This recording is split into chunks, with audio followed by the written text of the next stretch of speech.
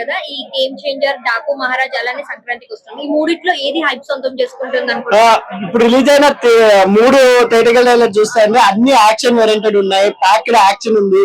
Game changer అయితే ఎక్కువ action and villainism and హీరోకి మధ్య జరిగే వార్ చూసే వాళ్ళకి నచ్చుతుంది. బాలకృష్ణ గారిది అయితే ఇంకా action full action oriented packed ఉంది కాబట్టి బాలకృష్ణ గారిది నచ్చుతుంది. నా అభిప్రాయం ప్రకారం ఫ్యామిలీస్ అంతా కలిసి చూడే విధంగా నేను సంక్రాంతికి వస్తున్నాం ట్రైలర్ ఉంది కాబట్టి 100% దాంట్లో వెంకటేష్ గారి మార్క్ కామెడీ కనపడింది, అనిల్ రావిపూడి గారి టెరిజం కనపడింది కాబట్టి స్టోరీ అంతా పక్కన పెట్టేస్తే హ్యాపీగా 2.5 hours మన ఫ్యామిలీతో నవ్వుకొని వచ్చే విధంగా సంక్రాంతి వస్తున్నాం ట్రైలర్ ఉంది కాబట్టి నా అభిప్రాయం ప్రకారం సంక్రాంతికి వస్తున్నామే ప్రిఫర్ చేస్తాం ఫ్యామిలీతో. ఎందుకంటే ఇప్పుడు ఈ మధ్య మనం వరుసగా పుష్ప 2 కానించి దేవరా కానించి అంతా రక్తపాతం చూసినాం. అంటే ట్రైలర్ లో కానీ ఏదైనా యాక్షన్ ఓరియంటెడ్ మొన్న వచ్చిన మార్కో కానించి మొత్తం వైలెన్స్ తప్ప ఒక పీస్ఫుల్ ఫ్యామిలీ మూవీ అనేది even family movies comedy movies ఇచ్చే అల్లరి నరేష్ గారు కూడా బచ్చల మల్లితో మొత్తం యాక్షన్ చూపించారు. వెంకటేష్ గారితో ఇప్పుడు అందరూ ఆయన కూడా సైన్ అవుట్ ఎక్కడో యాక్షన్ చూపించి డిసప్పాయింట్ చేశారు కాబట్టి ఆయన నుండి కూడా చాలా రోజుల తర్వాత ఒక ఫ్యామిలీ ఓరియంటెడ్ మూవీ వస్తుంది. అది కాకుండా ట్రైలర్ లో కూడా ఒక డైలాగ్ ఇప్పుడు చాలా ఫేమస్ అవుతుంది, యూత్ కూడా కనెక్ట్ అయ్యేలా. ఎందుకంటే పెళ్ళైన వాళ్ళు వాళ్ళ వైఫ్స్ కి మాజీ లవర్ గురించి చెప్పకంటారా బాబు అంటున్నారు కదా. ఎందుకంటే ప్రతి సినిమాకి ఒక టీజర్ ఉంటది, అలాగే ప్రతి మగాడికి ఒక బ్యాక్ స్టోరీ ఉంటది, లవ్ స్టోరీ. ఆ డైలాగ్ కూడా ఫేమస్ అవుతుంది కాబట్టి సంక్రాంతికి వస్తున్నామే కొంచెం ట్రైలర్ తో ఎక్కువ హైప్ అందిస్తుంది ఫ్యామిలీస్ లో అనుకుంటున్నాను నేను. ఇప్పుడు అలాగో యాక్షన్ ఏంటో చూసేవాళ్ళు 2 సినిమాలు నచ్చుతారు. 3 సినిమాలు పెర్ఫార్మెన్స్ పరంగా ఫ్యామిలీతో వెళ్ళాలి సంక్రాంతికి వస్తున్నామని నేను చెప్తున్నాను. బడ్జెట్ వైజ్ గా ఏది ఎక్కువ కలెక్ట్ చేస్తుంది అనుకుంటున్నారు? బడ్జెట్ వైజ్ గా అంటే ఒక 400 crores గేమ్ చేంజర్ ఉంది కాబట్టి గేమ్ చేంజర్ కే ఎక్కువ హైప్ ఉంది.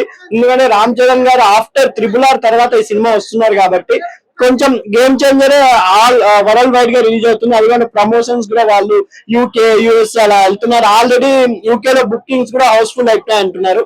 చూడాలి గేమ్ చేంజర్ అయితే ఇంకా వాళ్ళు పెట్టిన బడ్జెట్ కి అదే రామ్ చరణ్ గారి కెరీర్ కి శంకర్ గారి కెరీర్ కి ఇంకా మంచి వస్తుంది నా అభిప్రాయం అండి.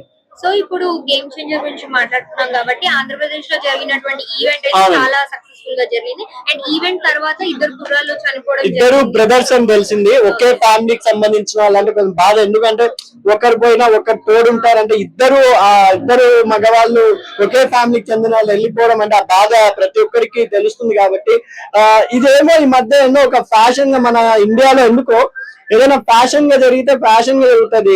చిన్నపిల్లల మీద అఘాయిత్యం గానీ జరిగితే జరుగుతూనే ఉంటుంది.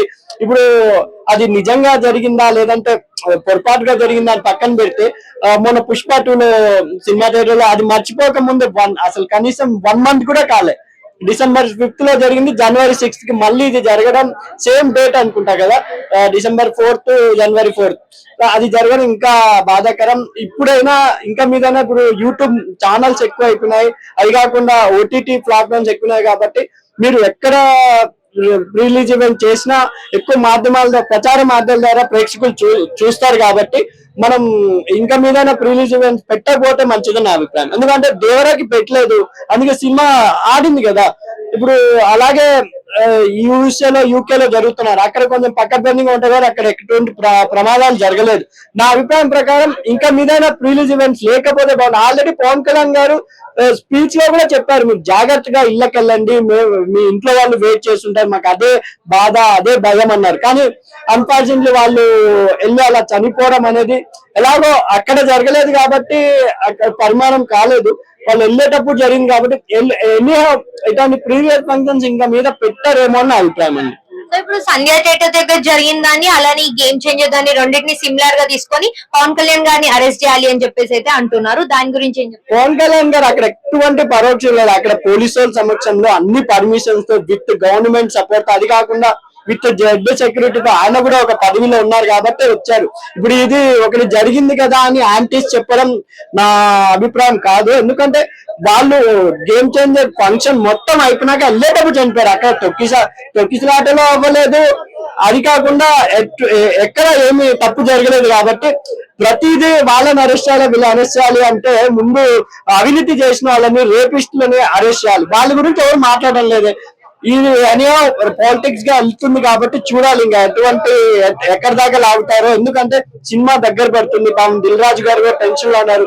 తమిళనాడులో కూడా ఏదో సినిమా ఆపేస్తున్నారని టాక్ వస్తుంది. చూడాలి. ఇటువంటి పరిమాణాలు దాటుకునే పుష్ప 2 సూపర్ డూపర్ హిట్ అయింది కాబట్టి గేమ్ చేంజర్ కూడా సూపర్ డూపర్ హిట్ అవుతుందని ఎందుకంటే ఇది ఒక సెంటిమెంట్ గా మారింది. ఇది ఎందుకంటే విమర్శలు పవన్ కళ్యాణ్ గారి మీద ఇప్పుడు ఆయన వచ్చి స్పీచ్ ఇచ్చారంటే ఆయన మొత్తం పగడ్బందీతోనే వచ్చారు. అన్ని పోలీసుల వాళ్ళతోనే వచ్చారు. అది జస్ట్ అక్కడ జరగలేదు కాబట్టి ఆయన ఎందుకు అరెస్ట్ చేయాలి? వచ్చి వెళ్ళినందుకు అరెస్ట్ చేస్తారా? ఇప్పుడు నేను మా ఇంట్లో నుంచి బయటికి వెళ్ళి ఆఫీస్ లో బయటకు వస్తే మా ఆఫీస్ లో ఉన్న అరెస్ట్ చేస్తారా? చనిపోతే కాదు కదా. అది పరిమాణం జరిగిందని వాళ్ళు స్పందించి వెంటనే అమౌంట్ కూడా ఇచ్చారు. కానీ వాళ్ళకి సంబంధం లేకపోయినా వాళ్ళు ఇచ్చారు. ఎందుకంటే ఫంక్షన్ నుండి వెళ్తున్నారు కాబట్టి బాధ్యతగా ఫ్యాన్స్ కాబట్టి రామ్ చరణ్ గారు ఫ్యాన్స్ సరిపోయారు కాబట్టి స్పందించి దిల్ రాజు గారు వెంటనే అమౌంట్ ఇవ్వడం జరిగింది కాబట్టి ఎనియో పవన్ కళ్యాణ్ వాళ్ళంతా ఆయన అరెస్ట్ చేయడం తప్పది నా అభిప్రాయం. ఓవరాల్ గా ఇంకా ఫిలిమ్స్ దగ్గరకు వచ్చేసి 2019 మళ్ళీ రిపీట్ అవబోతుంది. అవును, 2019 లో వెబ్ 2 రిలీజ్ అయింది. విజయ రామ రిలీజ్ అయింది. బాలకృష్ణ గారిది ఎన్టీఆర్ కథానాయకుడు అని రిలీజ్ అయింది. ఆ రిజల్ట్ చూసుకుంటే మనకు ఈ సినిమానే హిట్ అయింది F2. అలాగే ఇప్పుడు కూడా ఇది కూడా లాస్ట్ లో 14th వస్తుంది కాబట్టి ఇదే హిట్ అవుతుందా అని నా అభిప్రాయం. చూసుకుంటే అన్నిటికీ పజ్ ఉంది. బాలకృష్ణ గారు కూడా యాక్షన్ ఓరియంటెడ్ మూవీ డాకుమారాజ్ కూడా చాలా మంది ఫ్యాన్స్ ఉంటారు ఓన్లీ యాక్షన్ చూసే వాళ్ళు. కంపల్సరీ రిపీట్ అయితే బాగుంటుందండి. యాజ్ ఏ వెంకటేష్ ఫ్యాన్ గా కోరుకుంటాం. కానీ అన్ని సినిమాలు ఆడాలని హీరోలే కోరుకుంటారు కాబట్టి ఫ్యాన్స్ మధ్య వారు ఉండకూడదు అనుకుంటున్నాను. ఓకే అండి.